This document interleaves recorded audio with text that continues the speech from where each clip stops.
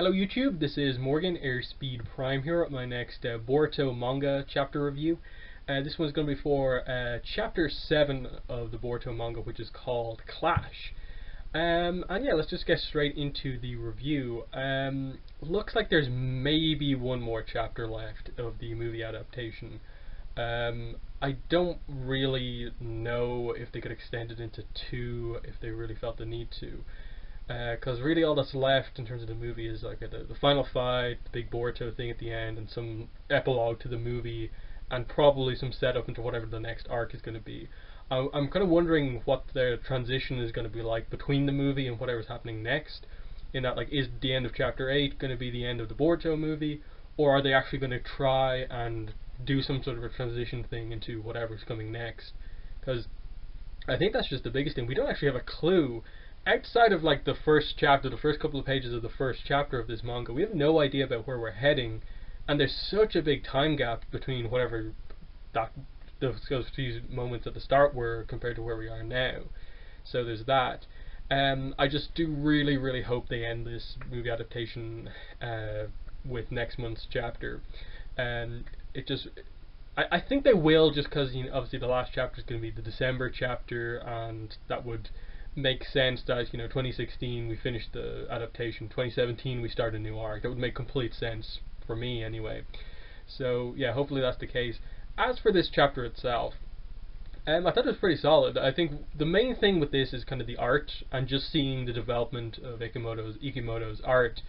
Again, it for me feels like it is improving every single volume. A lot of stuff is kind of working quite well. I think he continues to do action quite well, and a lot of the little issues that I think a lot of people have been having, like the hair and some of the eyes in certain characters, is beginning to kind of be fixed a little bit. And then some of the characters who we haven't seen a lot of in their new designs are working quite well. Like I think the way he drew the 5 Kage, the other Kage, worked quite well. Kuretsuchi especially, I thought was worked really well for his art style. Other than that, you know, like there's stuff like there's a completely new design for the villain at the end once he consumes the other one. Momoshiki consumes Kinshiki. I think that's the way it worked. So that's a completely different design from the way it was in the movie. It's cool, and I sort of appreciate him taking it in a slightly different direction. I don't think overall the story is really going to go in any sort of a different direction. There's maybe a hint that they're adding an extra kind of layer of foreshadowing to kind of the final bits of the fight to maybe set up something continuing directly on from the movie, but I'll talk about that in a minute. In general, I think they're just going to have a slightly different design in that, like, obviously it just is kind of the main Otsutsuki villain transforming into a monster based on the fact that he's consumed someone else, so making the monster design different isn't too big of a problem. I don't think anyone like needed the manga version of the monster to be the exact same, so that's fairly okay. Other than that, I felt the chapter went quite well. You know, the initial fight, the Kage fighting the other Otsutsuki, not the important guy, them kind of pointing out how Momoshiki's kind of power works with regards to the fact that he's basically doing the whole ninja tool thing, that a lot of the power isn't his own, he's kind of borrowing power, and how much of that does he actually have himself. And that kind of transitions into what I think is the actual really interesting aspect of the chapter. It's when he brings up to Naruto, like, you're powerful, you have all this energy within inside you, but you have no way to pass it on to the next generation. Once he sees that Boruto is Naruto's son, like, you have no way of passing basically the Fox's power onto Boruto, which definitely wasn't a part of the movie. I don't remember them ever bringing that up, this whole idea of like trying to create some sort of an issue that, like, Naruto, you have all this power, a decent amount of that power is because you have a tailed beast within inside you, and you can't pass on a tailed beast just, you know, by having kids. So like Boruto, you know, technically doesn't have the fox's power, but you know, he maybe has a high chakra level just because Naruto does, and because Naruto's one was increased further because of having Kurama, maybe Boruto's chakra power the amount of chakra that Boruto has is higher than usual, but he still isn't at the level of a Naruto. I don't really know what direction they were fully meant to take that in, with regards to like Boruto kind of is like, wait, what's going on here?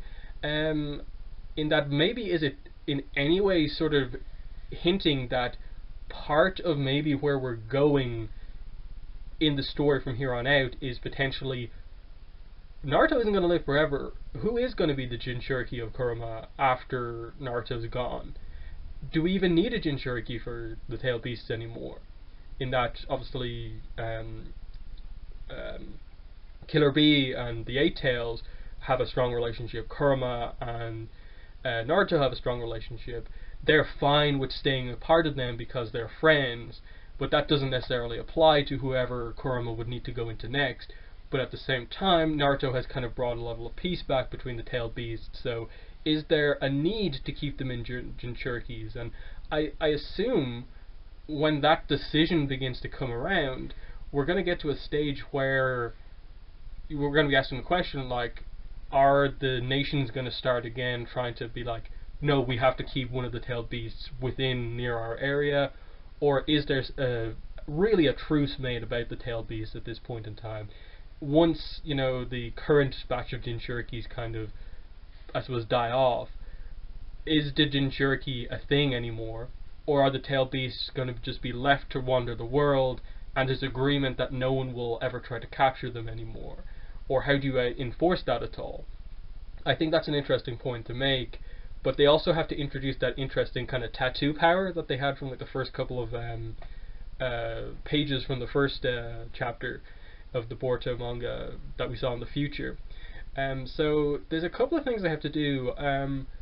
Maybe Boruto might ask if like maybe he is next to be the Jinchuriki, but again, Naruto isn't like that old even at this point in time, because Boruto's still quite young, and Naruto and Hinata had their kids when they were like not too old, so like it's not like Naruto is gonna die super soon or anything like that, as far as we're aware, unless he's killed somehow. So how exactly that ends up working out, I'm not really sure. So I'm probably reading too much into just a little extra line that was meant to potentially try and create a rift between Naruto and Boruto, or just an Otsutsuki member thinking about something else, about how like he can just consume someone to take their powers, whereas Naruto can't really do the same, or is unwilling to do the same, and that's not how kind of humans transferring ninja powers to each other necessarily works. They have to kind of learn it, and is it just meant to be this thing of like further highlighting his thing as a villain, where he doesn't work for anything he gets in terms of his power, whereas Naruto is all about working for it, and he doesn't see just the idea of like, I'll transfer Kurama to you to give you extra power as like a positive thing. So I'm not really sure what that exactly means, but it's definitely one of the most interesting aspects of the chapter, I do think. With the Naruto-Boruto relationship, I think is probably one of the last things to talk about. The main question here is obviously like, once Boruto arrives, like how do they actually handle this? And again, I thought it was pretty well done. Boruto, his job in the battle is to free Naruto, not really get involved in a fight of Kage level ninja. And we just have a little reunion moment there between them, and it's pretty nice, as like Naruto goes to apologize to Boruto for kind of, I suppose, not being there for him enough, but Boruto at this point in time has developed to the point where he realizes that he was acting a little bit spoiled, that he gets to see his father, maybe not as much as he would like, but he does get to see his father a reasonable amount of time, and that is nothing compared to what Naruto had to go through with, what like Sasuke went through, losing his whole clan basically, and other characters as well. He doesn't have it as bad as some other people, and has come to accept that no, Boruto literally kind of says, things are fine the way they are, but when you come home and like talk to me, don't scold me about things. Instead, tell me stories about when you were younger, because he wants to learn from Naruto when he was younger. Because, as Sasuke kind of said to him, I think Sasuke told him to basically ask Naruto this, like, think about who Naruto was when he was younger and how he got to this point, as opposed to the person who is at this point now. And that will help kind of guide you, seeing who Naruto was before and how he like earned the position of Hokage is better than just observing Naruto the Hokage as he is right now. You'll learn more from how Naruto got here as opposed to where he is. So that was nice. And yeah, we just end the chapter with we're into the big final fight. Naruto's back up, but is still kind of I wouldn't say like hugely injured, but he seems kind of drained of power. He doesn't necessarily have like a ton left. He's not going to be too involved in the fight as much as you'd think. But it's just, you know, the final part of the fight is about to happen. So again, hopefully we end it in end the movie adaptation in the next volume, and we'll see where we go from there. I assume there will be some sort of announcement in the next couple of weeks.